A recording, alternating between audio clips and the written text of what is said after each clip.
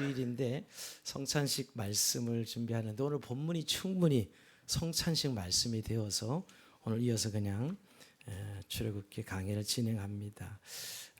우린 지난주 제사장 위임식을 살펴는 오늘 후편입니다. 오늘 지난주가 1이었고 오늘 제사인식 두 번째인데요.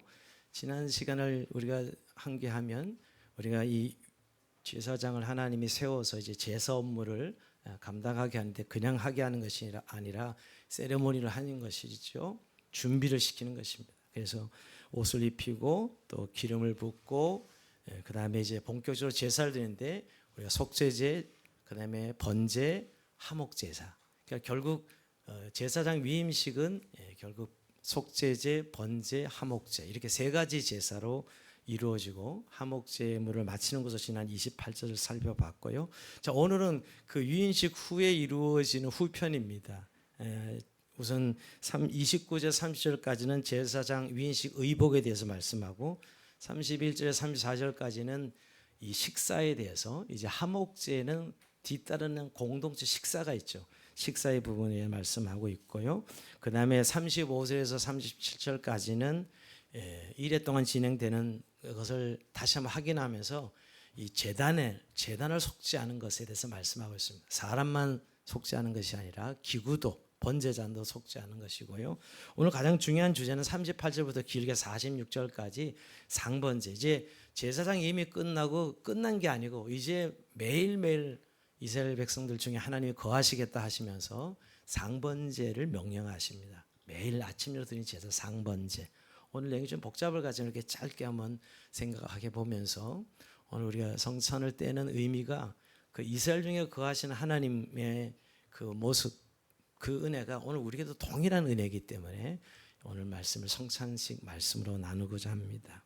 자, 29절에 보면 아론의 성인은 후에 아론의 아들들에게 돌릴지는 그랬는데 결국 이임식이 끝나면 아론이 입었던 대제사장 옷이 아들들에게 승계된다는 거예요. 아론의 아들들에게 승계하라는 것이죠. 성인은 거룩한 옷, 대제사장 옷을 이야기하죠. 대제사장 위임식 때 입은 옷이 오늘 아들들에게 승계하라는 것입니다. 우선 승계할 때 옷을 입히고 둘째는 기름 부음을 받게 하라. 이 두 가지였어요. 옷을 입히는 것과 기름 부음, 그것도 7일 동안 입고 진행해야 될 것을 말씀하고 있는 것이죠. 여러분, 이것은 결국 대를 이어서 제사장 직분을 담당하게 하는 것입니다. 이 이임식이 여기서 끝나지 않고 대를 이어서 갈 수 있도록 하신 것이지요. 그런데 오늘 기름 부음이 반드시 들어가는 것은 오늘 우리 신약으로 이해한다면 하나님의 능력을 받는 것이죠. 성령을 충만해서 하나님 능력으로 제사 사역을 계속 감당할 수 있게 하는 것입니다. 자, 그리고 두 번째 이제 이임 식사가 나오는데 31절에 보면 너는 이임식 소양을 가져다 거룩한 곳에서 그 고기를 삶고. 왜 고기를 삶아요? 이때까지 제물은 드려지는 것만 생각했는데 오늘 그 드려진 제물을 먹는 이 식사가 있다는 거예요. 이게 화목제사입니다. 화목제사는 항상 하나님의 일부는 드리고 일부는 같이 공동체가 식사를 하는 것이죠. 그런데 오늘 제사는 사실 아론과 그 아들들의 위인식이기 때문에 다른 사람은 먹을 수 없어요.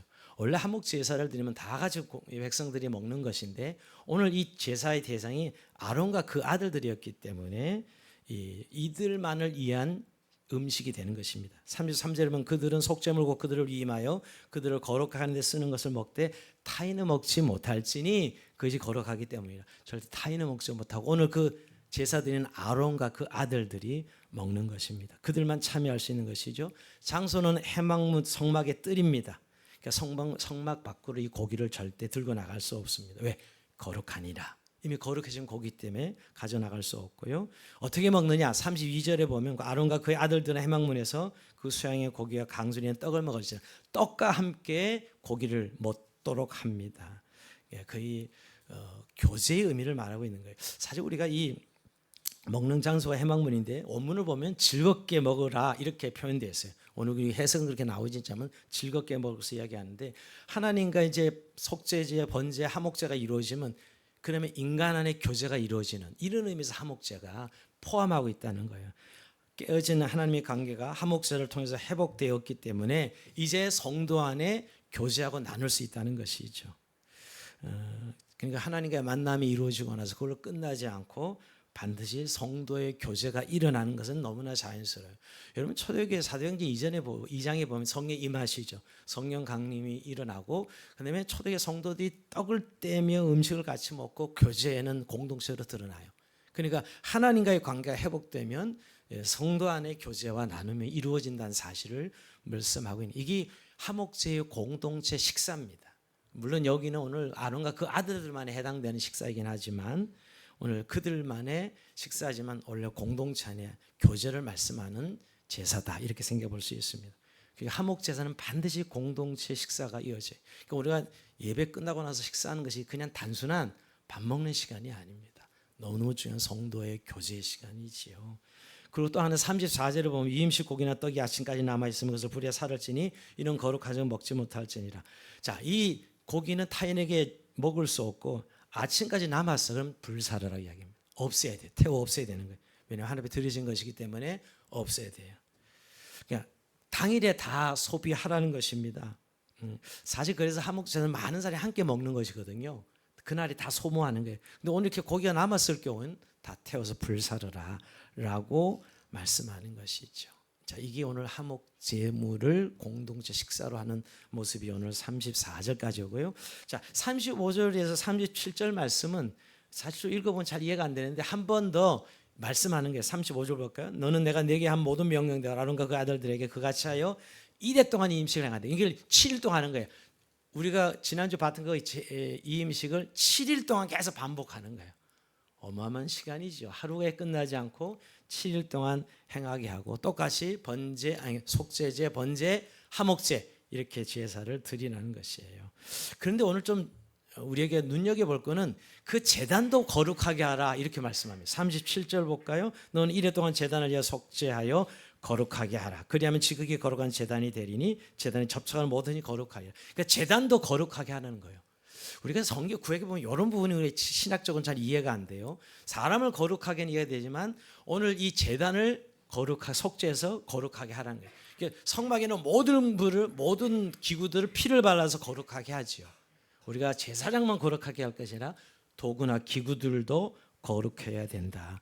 그만큼 하나님이 받으시기 위해서는 거룩이 전제예요. 반드시 구별되어야 된다는 사실을 말씀하고 있는 것이에요. 얼마나 하나님이 거룩한 성품을 가지고 계신지 우리가 이 본문을 통해서 알게 되고, 하나님 앞에 나갈 때는 결국 우리가 하나님 앞에 반드시 구별이라는 거룩의 행을 통해서 하나님 앞에 나갈 수 있다는 사실을 말씀하고 있는 것입니다. 자, 그리고 오늘 이제 네 번째 이 마지막 오늘 38절부터 마지막 46절까지 긴데요.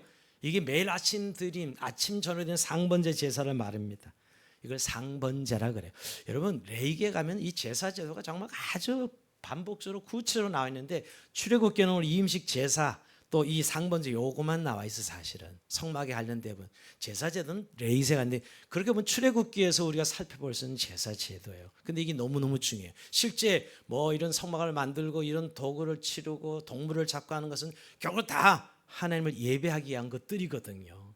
그런 의미에서 우리가 오늘 제사장 위임식이 끝나고 나서 상번제 제사를 말씀하는 것은 아주 본질적인 이스라엘 백성들을 구원한 목적과 일치되는 이유입니다. 왜 상번제 제사를 드리게 하는가? 언제 후반절에 보면 그 내용이 나오죠. 자, 38절에 보면 네가 제단 위에 드릴 것은 이러하니라. 매일 1년 된 어린 양 2마리니 한 어린 양 아침에 드리고 한 어린 양은 저녁 때에 드릴지며. 그러니까 항상 매일 아침에 어린 양 하나, 저녁에 어린 양 하나 반드시 제사를 드려. 뭘로? 번제 제사로. 매일. 이제 그러니까 임식 제사가 끝나고 성막이 휴업하는 게 아니고 성막은 계속 불이 꺼지면 안 돼. 성막은 그때로부터 아침 저녁으로 번제 제사를 계속 드려서 불 꺼지지 않게 하는 것이지요. 이 말은 여러분 매일 번제를 드림으로 하나님을 매일 만나는 이것을 말씀하는 거예요. 매일 헌신을 다짐하는 그런 시간을 가지는 것입니다. 우리로 말하면 매일 반복되는 아침 저녁에 드리는 예배죠. 여러분 예배. 그걸 말씀하고 있는 것이죠. 즉 이 번제를 통해 하나님과의 만남을 계속 가지게 하는 목적이 여기 있어요. 자, 근데 상번제 방법, 제사 방법은 어떨까요? 40절에 보면 한 어린 양이 고운 밀가루 10분의 1 에바와 찌은 기름 4분의 1 흰을 더하고, 기름을 잴 때는 여기 리터가 아니고 흰입니다. 흰. 측량 도량이요. 그러니까 1 흰을 더하고 또 전제로 포도주 4분의 1 흰을 더할지며 한 어린 양은 저녁 때 드리되 아침에 한 것처럼 소재와 전제를 그것과 함께 향기로운 냄새가 되게 하여 여호와께 화제로 삼을지니 이는 너희가 대도 여호와 해망문에 늘 드릴 번제라. 자, 매일매일 드리는 번제, 아침 저녁 양 한 마리씩 드리는데 그냥 드리지 않아요, 그죠? 반세 밀가루 소재가 들어가요. 그다음 또 하나 전제가 되면 우리 지난번에 제사에서 4가지 태우는 건 하제, 흔드는 건 요제, 드는 건 거제, 그다음에 포도주 함께 드는 건 전제. 제사가 방법 4가지 말씀드렸는데 오늘 그러니까 밀가루 소제도 드려요. 왜 소제는 왜죠? 기쁨의 제사거든요. 감사의 기쁨의 제사고, 전제는 하나님 드리는 헌신을 의미해요. 포도주를 제물에 부어서 태우는 것이죠. 그러니까 그냥 단순한 번제가 아니에요. 어린 양만 태우는 번제가 아니라 밀가루 소제도 드리고 전제 포도주를 부어서 다 태워드리는 제사가 상번제다. 그러니까 여기에는 기쁨과 감사, 헌신이 다 담겨져 있는 거예요.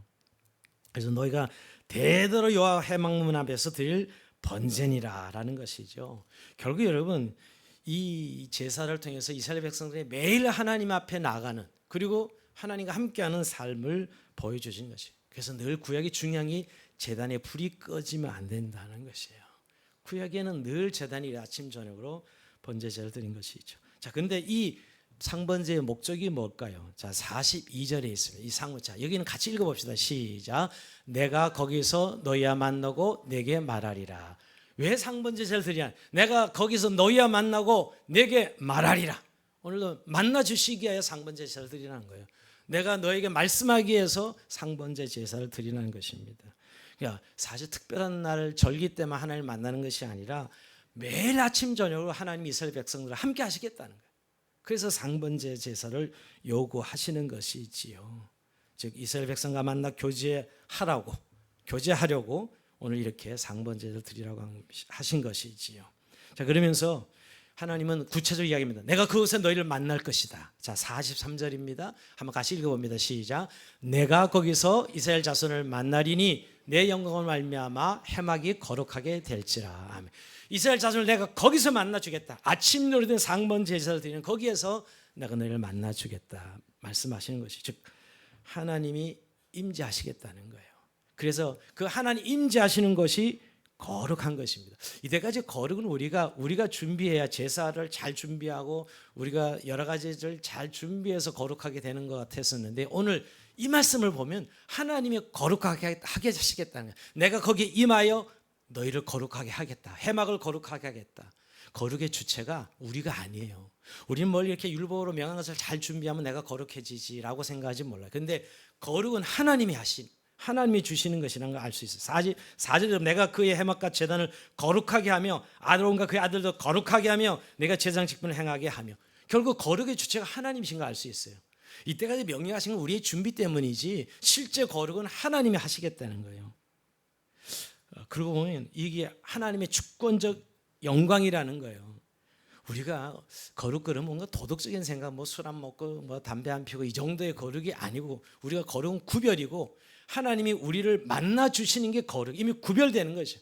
그래서 그 해막이 거룩해지고 제사장들이 거룩해지고 그것이 거룩해진다라고 말씀하고 있는 것이죠.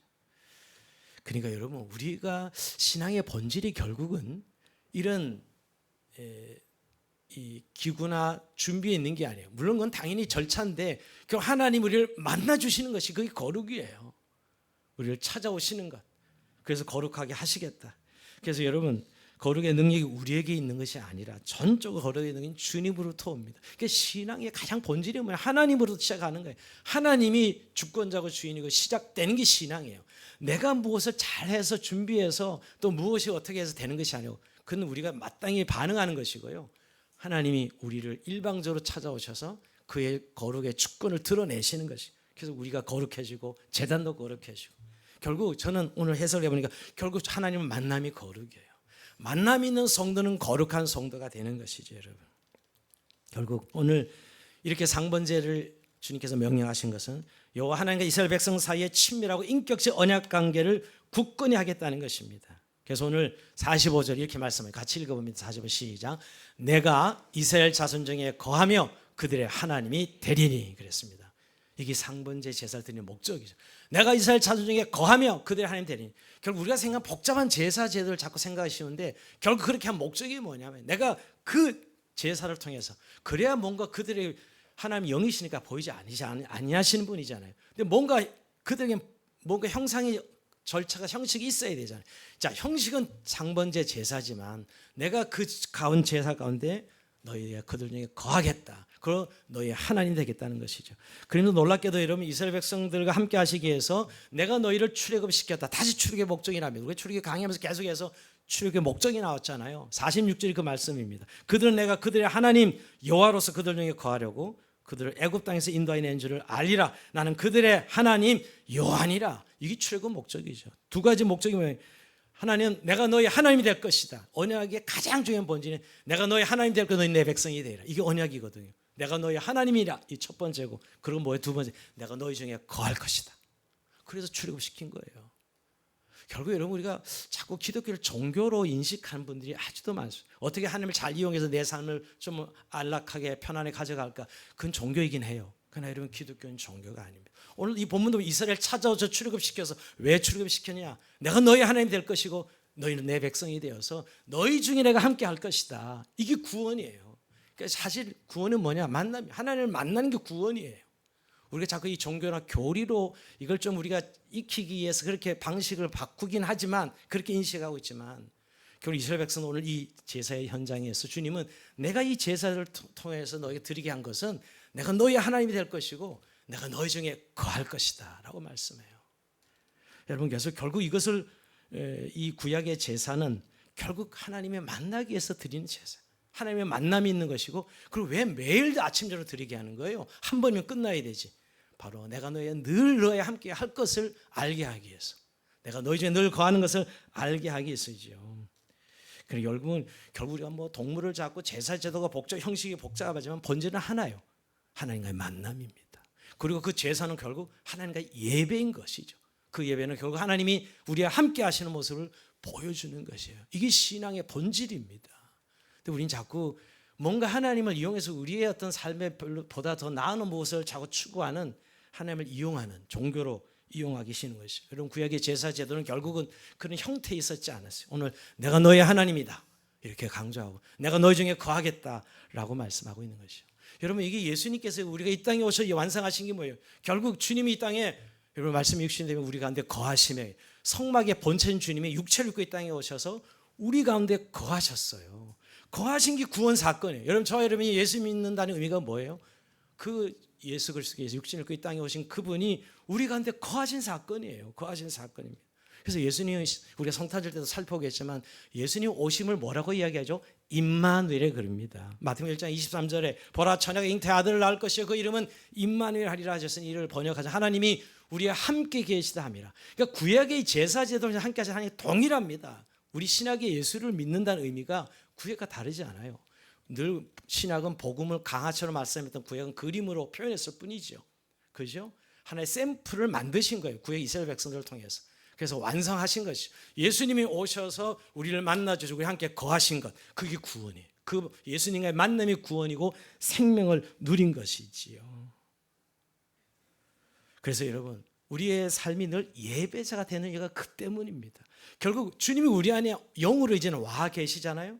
옛날 제사 제도를 통해서 우리가 늘 그 형태를 지었다면 이제는 우리 안에 그냥 영으로 오셔서 내가 너와 함께 할 것이다 라고 말씀하신 구원 사건 아닙니까? 그래서 우리가 생명을 얻고 그 구원은 만남인 거예요. 그래서 매일매일 예배자로 그 주님과 함께하는 삶, 이것이 우리가 구원받은 자의 삶이 되는 것입니다. 여러분 2000년 돌아가보면 예수님이 결국 사람을 만났을 때 거기 만남 속에 결국 구원이 이루어졌어요. 우리는 사마리아 수가성 여인 그 절망중에 빠진 남편을 5명이나 바꿔봤지만 인생의 공허함을 어떻게 해결할 수 없었을 때 주님이 찾아오죠. 내가 목마르지 않은 생수를 내게 주리라 이렇게 말씀하면서 만났을 때 그 연인 그 사건이 구원이었어요. 생명이었다고요. 그 예수님과의 만남이 말입니다. 여러분 울고 있는 나인성 가부에게 주님이 찾아오시죠. 장례 절차입니다. 아들 하나밖에 없는 아들을 믿고 평생 살아왔는데 그 아들이 죽었어요.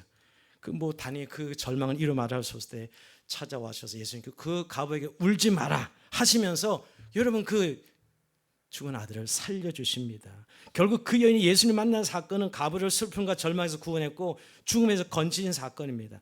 그리고 그 만남은 거기서 끝나고 아들을 살리는 실제적인 역사가 일어납니다. 우리가 예수님 만났다는 걸 너무 교리적 평면적 의미로 내가 그래서 구원받은 건 맞죠. 그러나 거기에는 내용이 있죠. 그 여인의 아들을 살리신 사건, 죽음에서 생명으로 예수님의 역사가 일어난 것이죠. 이게 바로 결국 만남이 생명의 사건이 우리의 구원의 내용이어야 돼요. 결국 신앙은 만남과 임재가 신앙의 내용이 되어야 된다는 거예요. 교리로 무엇을 행하는 것이 아니라 주님이 우리 가운데 거하시 약속하신 대로 오셔 그 주님을 환영하고 느끼고 그 동행하는 삶이지요. 여러분 제자들이 예수님 돌아가셨을 때 얼마나 낙담했을까요? 그 믿고 따랐는데 예수님 험하게 십자가에 달려 죽었어요.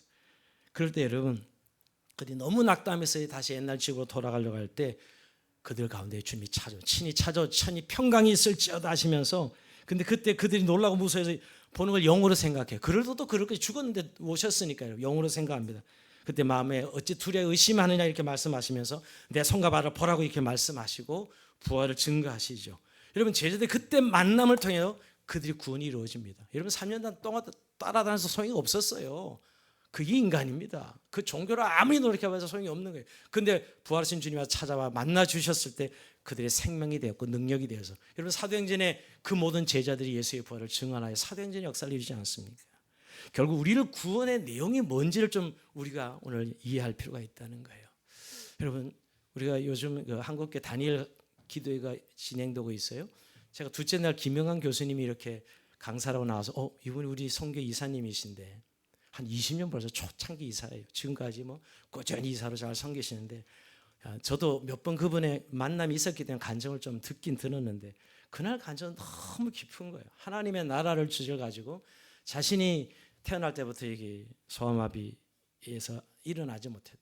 2살 때 그 병에 걸려서 자기가 이 직립한 건 13살 때 직립 세상을 이렇게 서서 봤다 그래. 지금도 이렇게 목발만 보시는 분이 있는데 이게 사실은 목발을 짓는 게 아니라 의적이에요. 의적을 밑에 다. 그래서 계단 올라가도 너무 힘들어 하십니다. 너무 잘 알죠. 처음에 보는 분들은 그냥 보통 목발 짚고 다니시는 이런데 그 정도가 아닌 장애를 입으셨어요. 근데 그분이 하나님 나라를 고백하는데 그가 그 하나님 나라로 이 세계를 바꾸게 된 것은 결국 대학 1학년 때 예수님을 만난 사건을 고백합니다. 대학 1학년 때 예수님을 만난 사건. 제가 그의 간증을 잠깐만 시간이 될런지 모르는 읽어봅니다. 저는 나의 외모와 나의 신체인 조건과 내가 가진 것들로 인해 판단받아본 적이 너무나 많습니다. 제 어린 시절에 대부분은 차별이 무엇인지를 뼈저리게 경험하는 시간이었습니다. 2살 때부터 아프기 시작하여 걸을 수 없게 되자 부모님 큰 걱정거리가 되었습니다. 제가 7살쯤 되어 불쌍한 녀석이 밥이나 벌어먹고 살아갈 수 있을까 걱정하시던 어머니는 저를 등에 업고 1시간 떨어져 있는 시골에 초등학교에 가서 저를 입학시켜달라고 사정하였습니다. 이런 제에 거절당하신 어머니는 저를 등에 업고 집으로 돌아오시며 소리 없이 우셨습니다. 시골 3월의 찬바람을 저희 야인 발을 얼게 했고 가난한 집에 태어나 아무것도 해줄 수 없었던 저희 어머니는 나의 엄발을 당신의 호주머니에 넣어주시며 아가야 춥지? 라고 하셨습니다. 이 한마디는 저희가 어떤 철학자의 말보다 어떤 유식한 부모님들의 위로보다 값지고 따뜻한 말이 되었습니다. 제가 세상을 살아가며 이 세상의 차별과 냉대가 나의 심장과 영혼을 차가운 냉기로 파고들 때마다 저는 항상 어머니의 그 말을 떠올렸습니다. 그 말은 제가 대학교 1학년 때 예수님을 만나고 나서 예수님이 저에게 하셨던 말씀과 동일하셨습니다. 38년 된 병자에게 일어나 내 자리를 들고 걸어가라 하셨던 그 나의 하나님, 날 때부터 소경되어 사회로부터 격리되고 구걸하다 살던 자신이 창조한 피조물의 일거진 형상과 마주쳤을 때 하느는 연민의 손으로 만져주시며 새로운 피조물로 재창조하신 예수님은 나의 혼돈과 어둠을 하나의 영광을 아는 빛을 깨닫게 하는 도구로 삼으셨습니다. 그렇게 혼란스러웠던 시대를 거쳐서는 대학이라는 곳에 들어와서야 내가 왜 사는지 무엇을 위해 살고 있는지 말씀해 주시는 분을 처음 만났습니다. 바로 그 예수님이십니다. 그 쭉 하나님 날 이어서 이제 간증하시는데요. 이분이 지금 한국의 대수학자입니다. 서울대학 카이스트 교수를 거쳐서 지금은 한국 과학 고등원이라는 교수인데 연구만 하시는 분이죠. 전 세계 수학 논쟁하러 다니시고 연구하러 다니시는 분입니다. 근데 그분의 그 인생의 차별과 그 장애로 인해 겪었던 그 모든 것들이 주님을 만남으로 하나님의 백성이도 하나님 나라가 그 안에서 이루어지는 것. 그게 그 인생이 변화된 인생이에요. 여러분 오늘 우리가 주님을 만남이 결국 우리의 구원이라는 사실이에요. 그리고 그 만남이 이어지는 그 삶이 하나님의 임재죠. 자, 그러면서 오늘 여러분 우리가 이 상번제 제사를 드리는 목적을 분명히 하시고 내가 너희 중에 거할 것이며라고 내게 말씀하리라 라고 말씀하신 것. 그러면서 여러분 우리의 주님과의 만남과 이 현존은 우리의 존재 양식이 돼야 돼요. 우리는 자꾸 종교를 연상해서 기도하고 뭔가 이렇게 어떤 우리가 생각하는 종교적인 틀을 우리 자꾸 신앙 내용을 삼으려고 합니다. 아니요. 주님이 우리를 만나시고 우리를 함께 하시는 우리의 삶의 내용, 그게 임재거든요. 그 현존이야 그러죠. 하나님이 임재와 존재를 함께 붙인다면 현존이죠. 그러니까 우리의 일상은 주님과 늘 함께하는 삶, 동행하는 삶, 우리 존재 양식이 됩니다. 늘 주님의 음성을 듣고 그분의 인도하심을 받는 삶이죠. 그래서 그러기 위해서 기도와 말씀인 거죠. 그래서 예배인 거죠. 오늘 우리 드리는 예배만 공동체 예배만 아니라 사실은 우리의 일상의 모든 삶도 서비스 예배잖아요. 그러니까 늘 예배자가 강조되는 이유는 우리 안에 거하시는 분이에요. 우리 함께 살고 계신 분이지요. 여러분 이런 의미에서 오늘 나는 정말 하나님 임재의 삶을 매일매일 누리고 있는가, 하나님 나라를 매일 누리고 있는가 하는 것이에요. 자꾸 종교로 바뀌는 건 하나님 어떻게 이용하면 내 삶이 좋아질까, 이 우리의 본성을 빨리 깨야 돼요. 이걸 깨지 않으면 여러분 자꾸 종교가 됩니다. 기독교는. 오늘 주님이 나와 함께 하신 그 함께 하심을 우리가 진짜 그 임재를 믿음으로 받아들이고 반응할 때 우리 안에는 엄청난 하나님의 나라가 이루어지는 것이지요. 오늘 이제 말씀 마치면서 성찬식 하는 이유도 뭘까요, 여러분? 왜 성찬식을 이것을 주가 오실 때까지 나를 기념해 행하라 왜 하셨을까요? 한번 하시면 끝나는 일인데, 여러분 우리가 초대교회는 매일마다 모일 때마다 성찬식을 했습니다. 예, 우리가 너무 잘 잊어버리기 때문에 이 하나님의 임재 현존을 너무 잘 까먹으니까 주님 오실 때까지 이걸 나를 기념하는 의식으로 이 성찬식을 명령하신 것이에요. 기독교에서 늘 성찬식이 있는 이유이기 때문입니다. 여러분 정말 우리가 성찬식에 떡을 떼는 거, 주님이 나를 위하여 십자가에 자기 살을 찢으신 것을 상징하고, 이 잔을 대는 것은 우리 주님이 나를 위해 피를 흘린 것을 상징하여 우리가 떡과 잔을 대합니다. 결국은 주님이 우리 안에 계시다는 그 현존을 정말 피부로 느끼고 확신하도록 오늘 여러분 성령께 우리 가운데 임재하셔서 이 성찬 가운데 하나님의 임재의 현존이 실제가 되는 그런 믿음의 고백이 있으면 좋겠어요. 그래서 오늘 성찬식을 하는 것이 또 뭐 절차들 한번 하는구나 의식이 아니라 내 안에 계신 그 주님이 정말 나와 온전한 연합을 이루시고 나와 함께 살아가는 삶을 고백하는 그런 성찬식이 되어서 다시 한번 하나님의 은혜가 우리 가운데 충만해지는 귀한 시간이 되길 주의 이름으로 축원드립니다. 자, 우리 찬송